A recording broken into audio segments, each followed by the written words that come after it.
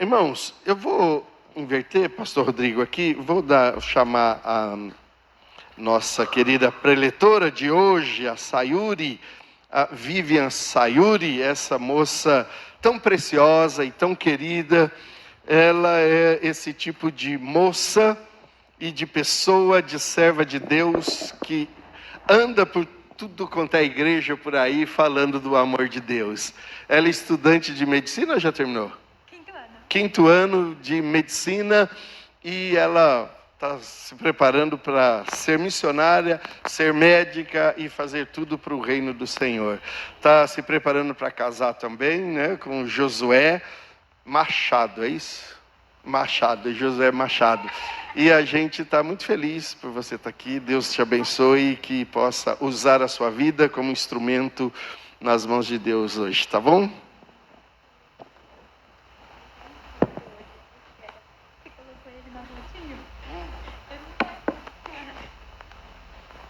Bom dia, irmãos, graça e paz. Estou muito contente de estar aqui mais uma vez.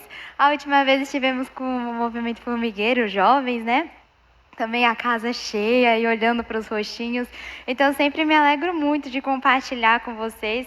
Quero agradecer ao pastor Vandir, ao pastor Rodrigo pela confiança, a toda a equipe de missões, a Alessandra que fez o convite. E para mim é um privilégio de poder compartilhar da palavra do Senhor nesta manhã. Nós tivemos um momento de intercessão, também ouvimos histórias, lembramos da realidade dos nossos irmãos que estão perseguidos em diferentes partes do mundo, sofrendo ameaças, prisões, dor, perseguição.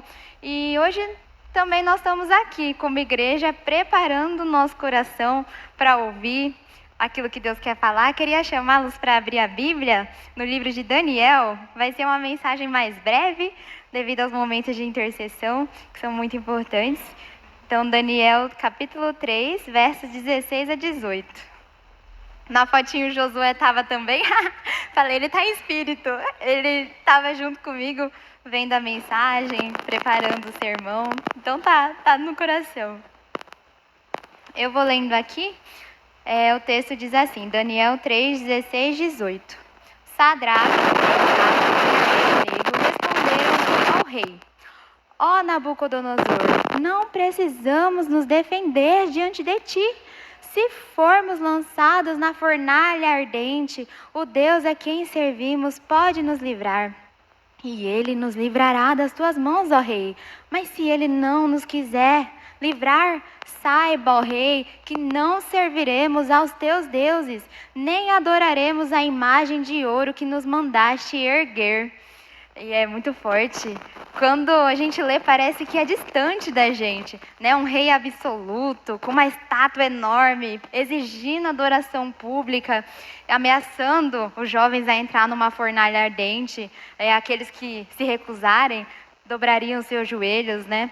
Ou na estátua ou na fornalha. E talvez a gente pense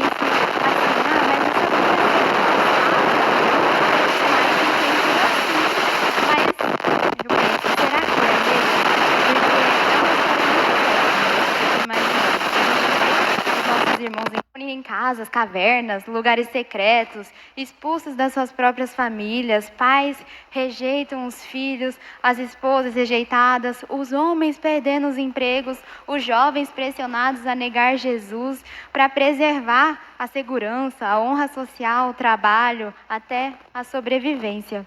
Mas a pergunta para a gente hoje, quero que a igreja pense e vá para casa respondendo: vale a pena mesmo ser fiel, permanecer fiel? E até onde vai a tua obediência? E a terceira, o que seria capaz de fazer você se curvar? O que seria capaz de fazer a gente negociar a nossa fidelidade a Deus?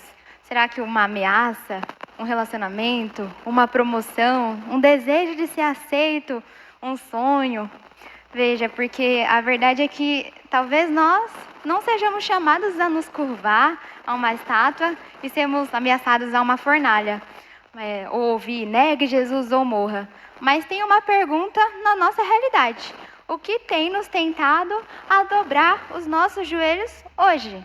Talvez não uma fornalha, mas uma faculdade, né, como eu estava falando no trabalho, uma cultura inteira dizendo: você não precisa abandonar a sua fé, mas você não precisa também levar tão a sério viver uma vida cristã.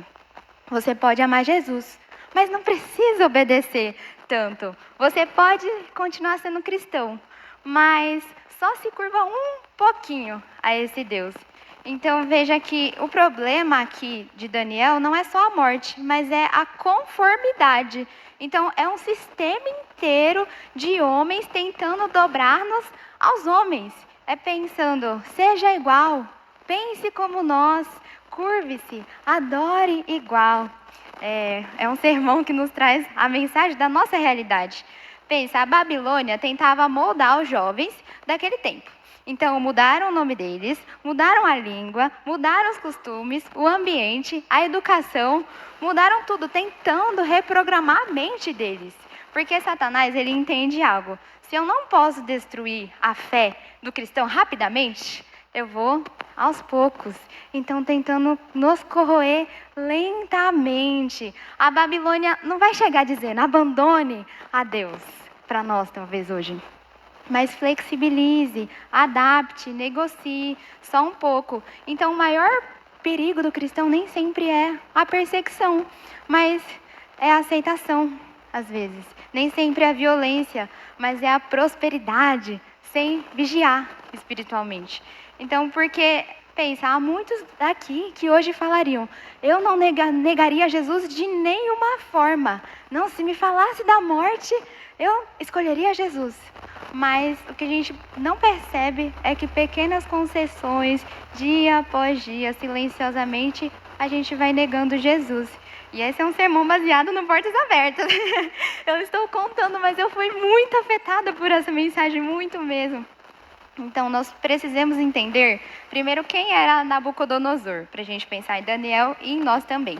Ele era o rei da Babilônia, do maior império do mundo antigo. Então, imagina, um estrategista militar, um homem diante de qual os outros reis também tremiam.